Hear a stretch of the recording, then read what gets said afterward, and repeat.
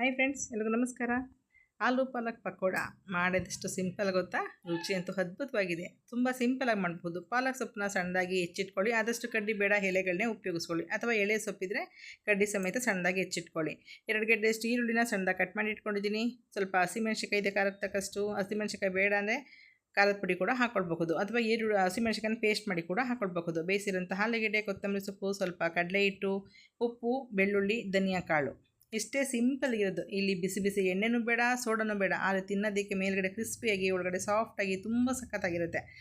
ನಾನಿಲ್ಲಿ ಧನಿಯಾ ಕಾಳನ್ನ ಹೀಗೆ ಕೂಡ ಹಾಕ್ಕೊಳ್ಬಹುದು. 1 ಟೇಬಲ್ ಸ್ಪೂನಷ್ಟು ತೊಗೊಂಡಿದ್ದೀನಿ, ಅಥವಾ 2 ಭಾಗ ಮಾಡಿ ಈ ರೀತಿ ಕೂಡ ಹಾಕ್ಕೊಳ್ಬಹುದು.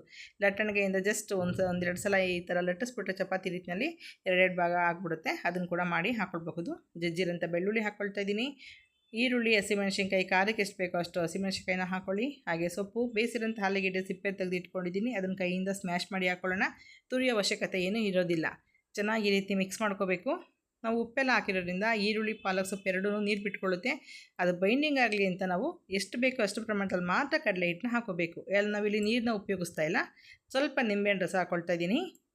ಹಾಕ್ಕೊಂಡು ಒಂದು 1/4 ಭಾಗದಷ್ಟು ಅಥವಾ ಒಂದು ಅರ್ಧ ಹೋಳನಷ್ಟು ನಿಂಬೆಹಣ್ಣು ಹಾಕ್ಕೊಳ್ಳಿ, ಸಾಕಾಗುತ್ತೆ. ಚೆನ್ನಾಗಿ ಕೈಯಿಂದ ಈ ರೀತಿ ಸ್ಮ್ಯಾಶ್ ಮಾಡ್ಕೊಳ್ಳಿ. ಉಪ್ಪು ಎಲ್ಲ ಕಡೆ ಮಿಕ್ಸ್ ಆಗಬೇಕು, ಉಪ್ಪು ಮೆಣಸಿನ್ಕಾಯಿ ಎಲ್ಲನೂ.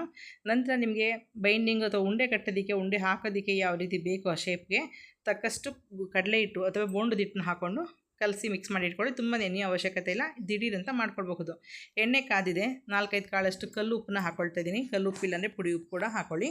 ಆವಾಗ ಎಣ್ಣೆನಲ್ಲಿ ಕರಿಯಂಥ ಪದಾರ್ಥಗಳು ಜಾಸ್ತಿ ಎಣ್ಣೆನ ಎಳ್ಕೊಳ್ಳೋದಿಲ್ಲ ಅಂತೇಳಿ ಆ ಟಿಪ್ಸ್ನ ಫಾಲೋ ಮಾಡ್ತಾರೆ. ಅದಕ್ಕೆ ನಿಮ್ಗೆ ಯಾವ ಶೇಪಲ್ಲಿ ಬೇಕೋ ಆ ಶೇಪ್ನಲ್ಲಿ ನೀವು ಪಕೋಡಗಳನ್ನ ಹಾಕ್ಕೊಳ್ಬಹುದು. ನೀವು ತಟ್ಟಿನೂ ಹಾಕ್ಕೊಳ್ಬಹುದು, ಉದ್ದುದ್ದಕ್ಕಾಗ್ಬೋದು. ಮಕ್ಳು ಇಷ್ಟಪಡ್ತಾರೆ, ನಿಮ್ಗೆ ಯಾವ ರೀತಿ ಬರುತ್ತೋ ಆ ರೀತಿನಲ್ಲೆಲ್ಲ ಹಾಕ್ಕೊಂಡು ನೀವು ಇದನ್ನು ಚೆನ್ನಾಗಿ ಫ್ರೈ ಮಾಡ್ಕೋಬೇಕು. ಈಗಲೇ ನೀವು ಉಲ್ಟಾ ಸೀದಾ ಮಾಡಬೇಡಿ. ಮೇಲೆ ಎಣ್ಣೆ ಇರೋದು ನೊರೆ ಇರೋದೆಲ್ಲ ಸ್ವಲ್ಪ ಕಡಿಮೆ ಆದಮೇಲೆ ಈ ರೀತಿ ಉಲ್ಟಾ ಸೀದಾ ಮಾಡಿ ಮೇಲೆ ಕೆಳಗಡೆ ಎಲ್ಲ ಚೆನ್ನಾಗಿ ಫ್ರೈ ಮಾಡ್ಕೊಳ್ಳಿ, ಬೇಯಿಸ್ಕೊಳ್ಳಿ. ಈ ನೊರೆ ಎಲ್ಲ ಕಡಿಮೆ ಆಗಿ ತಿಳಿ ಎಣ್ಣೆ ಬಣ್ಣಕ್ಕೆ ಬರುತ್ತಲ್ಲ ಎಣ್ಣೆ, ಆವಾಗ ಈಗ ಬೆಂದಿರುತ್ತೆ. ಫ್ರೈ ಮಾಡಿ ತೊಗೊಳ್ಳೋಣ. ಈ ಟಿಪ್ಸು ಮೊದಲು ಮಾಡೋಂಥವ್ರಿಗೆ. ಈಗ ರಜಾ ಇದೆ, ಹೊಸ್ದಾಗಿ ಟ್ರೈ ಮಾಡ್ತೀವಿ ಅಂತ ಹೋದಾಗ ಅದು ಬೆಂದಿದೆಯಾ ಇಲ್ಲ ಅಂತ ಮಕ್ಳಿಗೆ ಗೊತ್ತಾಗಬೇಕಲ್ಲ, ಹಾಗಾಗಿ ಆ ಟಿಪ್ಸ್ ಅಷ್ಟೇ. ನೋಡಿ ಎಣ್ಣೆ ಎಷ್ಟು ಕ್ಲಿಯರ್ ಆಗಿದೆ ಅಂತ.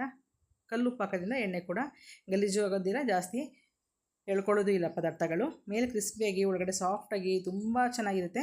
ಇದು ಎಷ್ಟೊತ್ತಿರುತ್ತೆ ಅಂತ ಹೇಳಕ್ಕೆ ಬರಲ್ಲ, ಯಾಕೆಂದರೆ ಇದು ಮಾಡ್ತಾ ಇದ್ದಂಗೆ ಒಂದು 10 ನಿಮಿಷಕ್ಕೆಲ್ಲ ಖಾಲಿ ಆಗಿಬಿಡುತ್ತೆ. ಹಾಗಾಗಿ ನನ್ನ ಪ್ರಕಾರ ಒಂದು 2 ಗಂಟೆ ಕ್ರಿಸ್ಪಿಯಾಗಿರುತ್ತೆ ಅಂತ ಅಂದ್ಕೊಂಡಿದ್ದೀನಿ. ನಮ್ಮನೆ ಒಂದು 20 ನಿಮಿಷ ಇರೋದು ಕಡಿಮೆ. ಎಷ್ಟು ಬೇಕೋ ಅಷ್ಟೇ ಮಾಡ್ಕೊಂಡು ಬಿಸಿ ಬಿಸಿಯಾಗಿ ತಿನ್ನಿ.